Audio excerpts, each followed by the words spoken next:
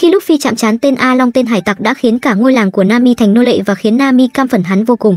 Các bạn hãy cùng tớ review phim quay lại thời điểm mà Luffy đánh bại hải tặc A Long và ghi danh mình vào danh sách những tên hải tặc khét tiếng nhất thế giới One Piece nhé. Xin chào các bạn, mở đầu bộ phim One Piece Episode of Nami Movie 2022.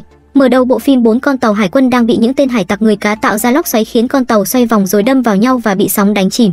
Quay trở lại với hiện tại, lúc này Luffy mũ rơm đang trên chuyến hành trình và gặp được Nami. Nami lúc này đang bị một đám côn đồ đuổi theo sau, cô ấy đã lấy được bản đồ tới đại hải trình. Luffy lúc này bị 3 tên kia đấm bay mũ, cậu liền bón hành cho 3 tên nằm ra đường. Đây cũng là buổi gặp mặt đầu tiên giữa Luffy và Nami. Nami định rủ Luffy gia nhập hội nhưng Luffy lại muốn một hoa tiêu, cậu muốn vào đại hải trình. Luffy muốn Nami cùng gia nhập vào băng hải tặc của mình. Nami nghe vậy tức giận, cô không muốn gia nhập vào hải tặc, nhưng bọn họ có thể hợp tác đến khi đạt được mục đích. Sau đó cả hai gặp vô vàn thử thách, một người ước mơ trở thành thần kiếm giỏi nhất thế giới, một người muốn thành thiện xạ giỏi nhất và Luffy người muốn trở thành vua hải tặc. Tiếp tục cuộc hành trình, bọn họ đã gặp được đầu bếp Sanji.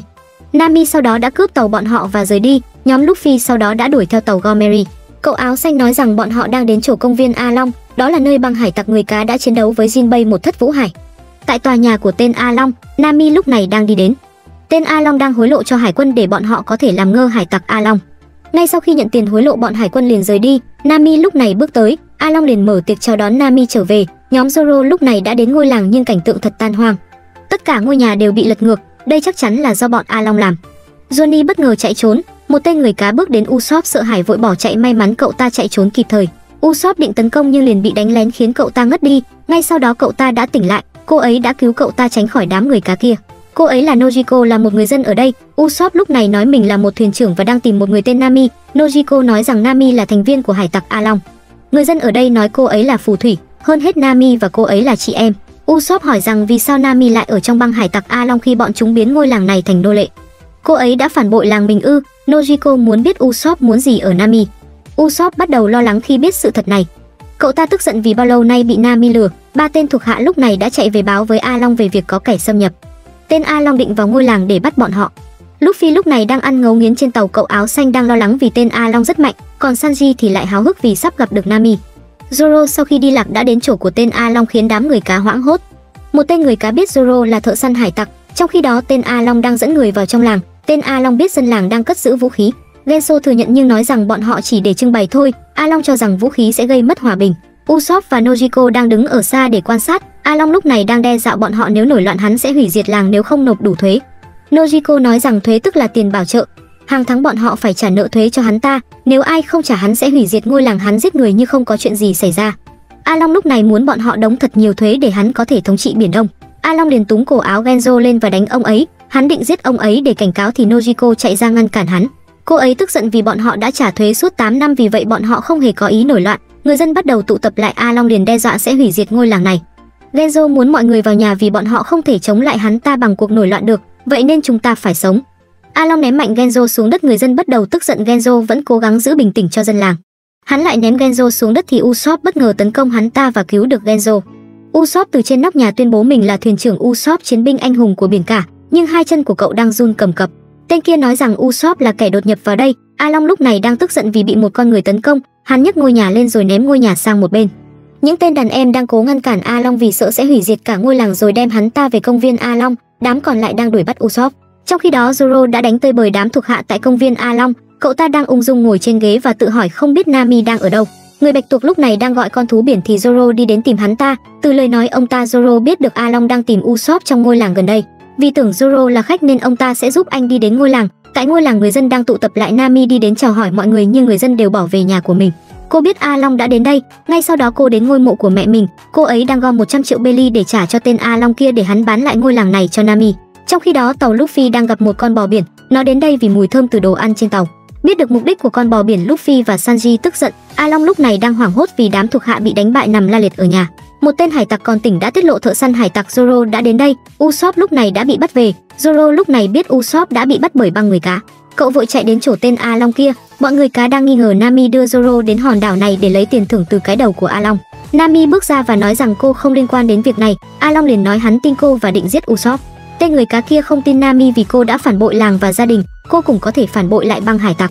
Hắn tìm được một tấm bản đồ trong phòng của cô, đó là bản đồ kho báu. Nami định đòi lại nhưng hắn đã ngăn cản. Usopp tức giận vì nghĩ Nami chỉ biết đến tiền. Luffy chưa bao giờ nghi ngờ cô kể cả khi Nami đã cướp thuyền. Nami nói rằng cô chỉ lừa mấy tên đần rồi vung một gậy đánh cậu ta văng đi.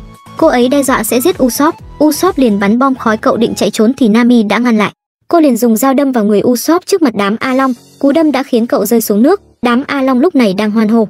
Johnny lúc này đã nhìn thấy tất cả. Tên kia cũng đã trả lại tấm bản đồ cho Nami. Nami tức giận cầm tấm bản đồ rồi rời đi. Lúc này con bò kia sau khi bị Luffy và Sanji đấm bầm mặt thì đã bị bắt kéo con tàu đi đến công viên A Long. Vì quá mệt mà nó đã đâm vào bờ khiến con tàu bay lên cao rồi rơi vào khu rừng. Bọn họ cũng đã đón được Zoro trên đường đi. Qua lời Zoro bọn họ biết được A Long đã bắt Usopp đi. Johnny đi đến nói rằng Usopp đã chết vì bị Nami giết. Luffy tức giận vì không tin Usopp đã chết và Nami sẽ không làm vậy. Lúc này Nami đi đến, cô muốn biết bọn họ đến đây làm gì. Luffy nói rằng muốn đến đón cô đi nhưng Nami không muốn đi, còn nói bọn họ là đám ô hợp. Zoro muốn biết Usopp đâu, Nami liền nói ở đáy biển. Zoro tức giận lao đến thì Sanji đã ngăn cản cậu ta. Lúc này Nami muốn đuổi tất cả ra khỏi đảo thì bỗng nhiên Luffy ngã ra đất. Hóa ra cậu ta muốn đi ngủ và không muốn rời khỏi đảo này. Thấy thế Nami tức giận hét lớn rồi chạy đi. Ở một nơi khác một người bí ẩn đang bước đi, hóa ra đó là Usopp. Lúc đó Nami đã đâm vào tay mình để lừa đám A Long. Hai anh em Johnny muốn rời đi vì không muốn đụng độ với tên A Long. Ngay sau đó Usopp đã chạy đến thì dính đòn từ cuộc ẩu đả của Zoro và Sanji. Luffy hoảng hốt vì Usopp ra nông nổi này. Sanji liền đổ lỗi là do Zoro làm. Usopp sau đó đã nói ra sự thật về Nami đã cứu cậu ta. Bọn họ định xông vào A Long để giải cứu Nami thì Nojiko đi đến ngăn cản vì sợ A Long sẽ không bỏ qua cho Nami. Sanji thấy chị của Nami thì hai mắt xuất hiện trái tim. Cô ấy muốn bọn họ rời khỏi đảo này, nhưng Luffy không có muốn nghe nó rồi rời đi. Nojiko lúc này đã nói ra sự thật năm đó. Cách đây 8 năm khi cả hai còn nhỏ, một người phụ nữ tên Bell đã nhận nuôi hai người. Lúc đó Nami có năng khiếu vẽ bản đồ và ước mơ đi khắp thế giới. Trong lúc cãi nhau với chị mình, Nami đã nói rằng cô và chị Nojiko không cùng dòng máu. Bell nghe vậy tức giận tát Nami một cái vì cô cho rằng bọn họ là một gia đình. Nhưng Nami liền nói Bell không phải mẹ ruột của cả hai. Nami muốn sống trong một gia đình giàu có nếu được nhận nuôi. Bell liền chỉ tay ra cửa và nói cô có thể tự làm gì mình muốn. Nami tức giận chạy ra khỏi cửa rồi rời đi. Nami sau đó chạy đến chỗ Genzo, cô ấy biết Bell sẽ sống tốt hơn nếu không nhận nuôi hai người. Genzo nói rằng Bell từng ở trong hải quân. Trong một đêm mưa bão Bell đã ôm hai đứa bé đến đây. Cô ấy đã ở bờ vực cái chết trên chiến trường, nhưng khi nhìn thấy một cô bé đang ôm một đứa bé khác đi đến, nhờ có hai cô bé đó Bell đã có niềm tin để sống tiếp. Nói xong Genzo muốn Nami về nhà. Nojiko cũng kịp lúc đến đây muốn Nami mau trở về. Genzo nhớ lại ngày Bell nhận nuôi hai đứa bé này, nhưng một ngày tên A Long đã đến đây trên một con tàu và tấn công vào hải cảng. Người dân nghe đến hải tặc liền vội vàng chạy trốn. A Long đi đến tuyên bố cả hòn đảo này là địa bàn của hắn ta. Hắn yêu cầu mỗi người lớn nộp 100.000 belly, trẻ nhỏ nộp 50.000 belly, nếu không nộp đủ sẽ bị tử hình. Bọn chúng đã gom đủ 25 triệu belly. Genzo đang cầu mong chúng không phát hiện ra nhà của Nojiko vì cô ấy sẽ không nộp đủ tiền cho ba người. Khi bọn chúng định rời đi thì một tên phát hiện khói thoát ra từ bìa rừng. Bọn chúng bắt đầu tiến đến ngôi nhà Nami và Nojiko vội chạy về nhà để thông báo. Người dân lúc này đang kêu gọi một cuộc phản công. Tên A Long lúc này đã đến trước cửa. Cô nhận ra một đám người đang đứng ngoài kia. A Long đi vào thì bị đá văng ra, cô liền dí súng vào đầu hắn ta và tuyên bố mình là cựu hải quân. Bọn thuộc hạ bất ngờ cười lớn nhưng không quan tâm. Tên ác long liền cắn nát khẩu súng. Nami và Nojiko lúc này đang chạy đến thì bị bác sĩ của làng ngăn lại. Bell lúc này đang bị A Long hành hạ, hắn liên tục giẫm tay cô ấy. Genzo lúc này đã chạy đến, ông ấy khuyên Bell hãy giữ mạng sống và có thể giải quyết bằng tiền. Tên A Long muốn nộp 100.000 belly với người lớn và 50.000 belly với trẻ nhỏ, nhưng cô ấy chỉ còn 100.000 belly. Một tên phát hiện bàn ăn cho ba người. Genzo nhanh trí nói dối là cô ấy mời mình đến ăn tối. Tên kia giở sổ hộ khẩu và nói rằng cô ấy không cưới hay có con. A Long liền đòi 100.000 belly. Lúc này bác sĩ muốn hai đứa rời khỏi hòn đảo vì không có bằng chứng Bell nhận nuôi hai đứa, vậy nên bọn chúng sẽ không biết sẽ tha cho hai người. Nhưng Nami không muốn rời đi. Bất ngờ Bell lại nói rằng 100.000 belly là tiền cho hai đứa con của cô. Cô ấy không thể nói rằng bản thân không có gia đình được, kể cả khi đánh đổi cả mạng sống này. Hai đứa trẻ là con của mình. Nami và Nojiko nghe vậy liền chạy đến chỗ Bell. A Long bước đến định giết Bell. Genzo liền nổ súng nhưng tên kia đã đỡ lại và tấn công ông ấy. Dân làng lúc này cũng đã chạy đến nhưng người cá quá mạnh, dân làng đã bị bọn chúng dễ dàng đánh bại. Bell liền bị A Long bắn chết trước mặt hai đứa trẻ. Một tên tìm thấy bản đồ trong ngôi nhà A Long nhìn thấy chúng rồi bắt cô ấy đi. Genzo bước đến ngăn cản liền bị tên kia chém nhiều nhát. Dân làng sau đó đã họp bàn nhưng Genzo nói rằng hải quân đang gặp nhiều vấn đề tại Đại Hải Trình nên bọn họ khó có thể cứu ngôi làng này. Người dân định đi cứu Nami thì bất ngờ cô ấy đang đi đến đây. Cô ấy nói rằng bản thân sẽ gia nhập băng A Long để vẽ bản đồ cho bọn chúng. Cô ấy để lộ ra hình xăm băng A Long trên tay. Ngay sau đó Nami liền rời đi đến mộ của Bell. Nami nói rằng cô ấy nhìn thấy A Long đánh chìm 5 tàu hải quân dễ dàng, chính quyền sẽ không đến giúp bọn họ. Cô ấy muốn hành động một mình. Nami đã thương lượng với hắn về việc mua lại làng Kokozashi từ hắn ta với giá 100 triệu belly. Ngay sau khi nghe câu chuyện tất cả đã phải bất ngờ. Sanji đang nổi hứng thì bị cô ấy đấm vào mặt. Cô ấy không muốn nhóm Luffy xen vào vì sợ A Long sẽ biết chuyện và công sức 8 năm của Nami sẽ đổ bể. Hai anh chàng kia sau khi nghe lén được câu chuyện liền khóc nức nở. Nami lúc này đang vui mừng vì chỉ còn 7 triệu belly nữa thôi cô ấy đã đạt được ước mơ của mình. Mọi người trong làng và cô ấy sẽ được tự do. Hải quân lúc này đang tìm đến Nami, bất ngờ bọn chúng đi qua Luffy nhưng cậu ta chỉ chú ý đến cái chong chóng của Genzo. Ngay sau đó hải quân đã đến nhà của Nami. Nami nói mình là thuộc băng hải tặc A Long và muốn biết bọn chúng muốn gì. Hắn ta liền nói cô ta một tên trộm, vì vậy tất cả tài sản sẽ bị tịch thu bởi chính phủ. Bọn hải quân liền bắt đầu chia nhau ra tìm. Nami liền đánh đám hải quân kia. Tên mặt chuột kia ra lệnh đào vườn cam lên nhưng liền bị Nami ngăn cản. Genzo tức giận hét lớn số tiền này là để cứu dân làng Kokozashi. Nami bất ngờ vì ông ấy biết sự thật này. Thông qua lời của Nojiko, ông ấy và dân làng đều biết về sự thật này. Dân làng và ông ấy chỉ giả vờ lờ đi điều này. Nojiko đi đến và muốn đuổi đám hải quân đi. Tên mặt chuột nói lớn phải tìm được 100 triệu belly. Bọn họ bất ngờ tại sao hắn ta lại biết được số tiền này. Nami lúc này nhận ra A Long chính là người đem bọn hải quân đến đây. Nami tức giận đi đến thì tên kia cầm khẩu súng rồi bóp cò. Nojiko đã chạy đến đỡ viên đạn cho Nami. Ngay sau đó bọn họ đã đưa cô ấy đến gặp bác sĩ. Luffy từ xa đang nhìn bọn họ.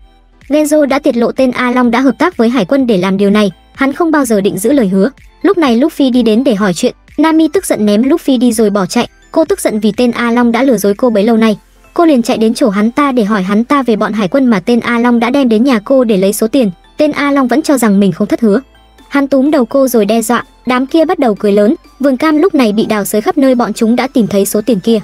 Tên A Long đe dọa sẽ không thả tự do cho dân làng nếu không đủ 100 triệu belly. Nami chỉ biết tức giận trong bất lực. Hắn đe dọa sẽ giết dân làng nếu Nami bỏ trốn. Cô ấy tức giận rồi bỏ chạy. Genzo lúc này đang kêu gọi dân làng cầm vũ khí lên để chiến đấu. Genzo tức giận vì tên A Long đã lật lọng khi hắn giả vờ giữ lời hứa với Nami.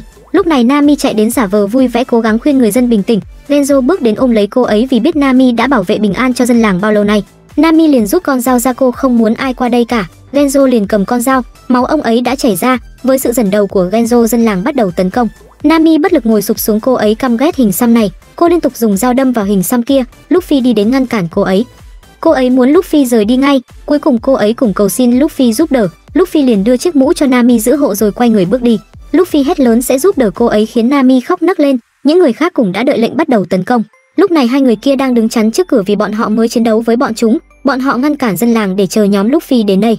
Luffy dần theo nhóm của mình đi đến. Cậu liền tung đấm phá nát cánh cửa rồi bước vào và tuyên bố thằng nào là A Long. A Long liền quay mặt nhận mình là A Long. Cậu bước đến rồi dịch chuyển tung một đấm vào mặt hắn khiến hắn ta văng vào bức tường. Luffy tức giận vì hắn dám làm hoa tiêu của mình phải khóc. Đám thuộc hạ lao vào thì Sanji chạy đến đánh hạ hết đám kia. Tên kia liền triệu hồi Momu. Mặt biển bắt đầu rung lắc, đó là con bò biển lúc trước. Nhìn thấy đám người Luffy, bò biển liền lặng lẽ rời đi. A Long cất lời đe dọa bò biển chỉ có thể liều mình tấn công. Luffy lao đến đánh hạ từng tên một. Cậu liền tung chiêu vòng xoáy đánh bay đám kia. Tay cậu ta liền túm hai cái sừng của bò biển rồi ném nó xoay trên không trung khiến đám người cá kia bị đánh bay khắp nơi. Sau đó cậu ta ném nó ra ngoài biển. Luffy tuyên bố cậu sẽ đánh với tên cầm đầu là A Long. Bất ngờ chân Luffy bị mắc dưới nền nhà. Tên bạch tuộc liền ném bức tường lên người bọn họ. Ngay sau đó nó liền bị phá hủy bởi Sanji. Tên kia liền cầm kiếm lao đến thì bị Zoro một kiếm đỡ lại. Sanji lao đến tấn công tên 4 tay kia. Cả hai tung chiêu tấn công lẫn nhau. Luffy bị Usopp kéo ra, bất ngờ cậu tuột tay khiến Luffy đâm vào tên mỏ ếch kia. Hắn liền đuổi theo Usopp ra bên ngoài thì bị cậu ta bắn lén khiến cơ thể bốc cháy. Tên mỏ ếch tức giận đuổi theo cậu ta. A Long lúc này đi đến Luffy tung nắm đấm nhưng hắn đã bắt được tay cậu rồi nhấc Luffy lên. Hắn biết người ăn trái ác quỷ không thể bơi. Zoro định ngăn cản hắn nhưng bị cản trở bởi tên bạch tuộc. Sanji bên này đang chiến đấu với tên 4 tay kia. A Long liền cắn tay Luffy. Sanji chạy đến vội đá tan lớp đá kia giải thoát Luffy. Tên 4 tay bất ngờ tung đấm vào mặt Sanji khiến cậu ta văng xuống nước. Luffy liền đá A Long bay ra xa. Cậu tung đấm đánh bay hắn ta, sau đó là hàng loạt cú đấm liên hoàn và một cú đấm vào bụng khiến bức tường đổ sập. Bất ngờ hắn đứng dậy. Nami lúc này đã bình tĩnh lại, cô liền cầm gậy bắt đầu chạy đến chỗ tên A Long. Usopp lúc này đang bất tỉnh trong vũng máu. Hắn ta đắc ý định rời đi. Hóa ra Usopp đã sử dụng nước sốt cà chua để giả làm máu đánh lừa hắn ta. Usopp liền đứng dậy, cậu ta nhớ lại những lời của đồng đội nói. Thấy bản thân thật thảm hại, cậu ta vội hét lớn. Zoro lúc này đã bị trọng thương. Zoro liền bịt đầu lại rồi mượn 2 thanh kiếm. Tên bạch tuộc lao đến, Zoro đã kịp lấy 2 thanh kiếm rồi một đường đỡ lại hết các cú chém của hắn ta và một đường chém tên bạch tuộc kia. Tên bạch tuộc lại định tấn công tiếp, Zoro đã đỡ lại rồi chém tan thanh kiếm của hắn ta. Hắn liền vung đấm, Zoro liền tung chiêu vòi rồng đánh bay hắn ta lên trời rồi hạ gục hắn ta. Usopp lúc này bất ngờ tấn công hắn ta bằng chai rượu. Tên kia liền hút nước vào miệng rồi tấn công. Hắn liên tiếp tấn công bằng đạn nước khiến Usopp hoảng sợ. Hắn đạp gãy cái cây, Usopp vội tấn công khiến người hắn ta bốc cháy. Tên kia liền chạy đi tìm nước để dập lửa. Usopp nhân cơ hội đánh vào đầu hắn ta khiến tên kia rơi xuống nước. Hắn liền tức giận định đứng dậy thì Usopp liền giáng đòn liên tục vào hắn ta đến khi đầu tên kia như những cây nấm. Cuối cùng Usopp cũng đã chiến thắng. Sanji lúc này đang bị tên kia sử dụng tốc độ của người cá để tấn công khiến anh văng ra xa. Hắn liền dùng tóc bắt lấy cậu ta rồi kéo lại. Sanji định tấn công nhưng vì ở dưới nước tốc độ bị chậm lại khiến hắn tung đá vào Sanji. Hắn ta liên tục tấn công Sanji từ trên rồi xuống dưới khiến cậu ta văng vào bức tường. Sanji liền chạy lên mặt nước nhưng tên kia đã chặn đầu. Hắn nói rằng Sanji đã chẳng bảo vệ được ai rồi kéo cậu ta xuống sâu hơn. Áp lực nước đã khiến Sanji bị đè nén. Hắn lại kéo cậu ta lên cao. Sanji vội cắn vào cổ hắn rồi leo lên bờ. Tên kia vừa lên bờ đòi giết Sanji thì bị một đá vào mặt, cậu ta liên tục tung cước đánh hắn ta lên bờ xuống ruộng. Sanji liền tung cước đánh tên người cá văng ra xa. Hắn định tấn công lại nhưng Sanji đã né đòn và tung liên hoàn đá đánh văng hắn ta vào tường. Kết cục ba tên kia đã bị đánh bại. Lúc này Nami chạy đến. A Long tuyên bố sẽ giết hết mọi người ở đây trừ Nami ra. Bất ngờ Usopp tấn công hắn ta. Tên A Long tức giận tấn công Luffy. Cậu liền tránh né hắn ta nhưng A Long đã túm cổ Luffy. Hắn định cắn đầu Luffy nhưng cậu ta đã né được. A Long lao đến tấn công Luffy. Luffy liền cầm dao vung loạn xạ vào hắn ta. Răng của A Long có thể cắn nát thanh kiếm. Luffy tung nắm đấm đánh tan hàm răng của hắn ta. Bất ngờ hàm răng hắn mọc lại như mới. A Long liền lấy hai bộ hàm răng ra khỏi hàm rồi tấn công Luffy. Tên A Long cho rằng chủng tộc người cá là tối thượng. Luffy vừa chiến đấu vừa phải né hàm răng của hắn nhưng cậu bất ngờ bị hắn ta cắn phải. Luffy liền ném hắn xuống nền nhà. Cậu rút hàm ăn hắn ra khỏi eo. A Long đã biến mất. Hắn ta từ dưới nước lao lên tấn công Luffy khiến cậu bị thương. Hắn lại tấn công khiến Luffy văng ra xa. Luffy liền tung nắm đấm vào mặt nước. A Long lại lao lên tấn công cậu ta. Luffy giăng lưới bắt được hắn rồi ném xuống đất. Cậu tung đá đánh sập cả sàn nhà. Bất ngờ A Long túm được Luffy rồi ném cậu vào nhà. Hắn lao đến lấy được thanh kiếm tấn công Luffy. Trận chiến bọn họ bị đẩy lên phía trên tòa nhà. Luffy lúc này đã vào được phòng của Nami nơi cô ấy vẽ bản đồ cho tên A Long. Đây đều là những tấm bản đồ do Nami vẽ ra. Cậu nhìn thấy cây bút bị nhuốm máu. Hắn đưa thanh kiếm vào cổ Luffy. Luffy tức giận một tay bóp nát thanh kiếm. Cậu tức giận vì tên A Long muốn sử dụng Nami vì lợi ích của hắn ta. Luffy liền đạp văng cây bàn ra bên ngoài. Sau đó là hàng loạt tấm bản đồ. Nami nhận ra đây đều là những thứ mà tên A Long cung cấp để cô vẽ bản đồ cho hắn ta. Luffy liên tiếp phá hủy các tấm bản đồ. Hắn ta cố ngăn cản nhưng Luffy vẫn phá hủy chúng. Nami liền bật khóc thầm cảm ơn Luffy. A Long liền cắn vào cổ Luffy, cậu túm lấy mũi hắn ta rồi bẻ gãy nó khiến tên A Long đau đớn. Luffy liền đưa chân lên cao. A Long liền lao đến tấn công thì bị Luffy giáng đòn từ trên cao đạp hắn ta xuống mấy tầng nhà và phá hủy cả căn nhà to lớn kia. Bất ngờ Luffy xuất hiện đứng trên cao rồi hét tên Nami, cậu là động đội của Luffy. Nami nghe vậy liền đồng ý. Cả dân làng vui mừng hò reo vì bọn họ đã chiến thắng được tên A Long kia. Bất ngờ tên mặt chuột đi đến cùng đám hải quân, hắn liền bị Nami đánh gục ra đất. Cuối cùng đám hải quân bị đánh tơi bời. Nami liền trả lại mũ cho Luffy. Dân làng sau đó đã ăn mừng vì đã được tự do sau bao nhiêu năm bị A Long bắt làm nô lệ. Đến đây là hết tập phim Đảo Hải Tặc One Piece Episode of Nami rồi. Các bạn cảm thấy bộ phim này thế nào? Hãy để lại bình luận phía dưới nhé. Nhớ cho chúng mình một nút like và sense nhé. Đừng quên bấm nút đăng ký kênh tớ review phim nhé. Còn bây giờ xin chào và hẹn gặp lại các bạn yêu quý của tớ nhé. Bye bye các bạn.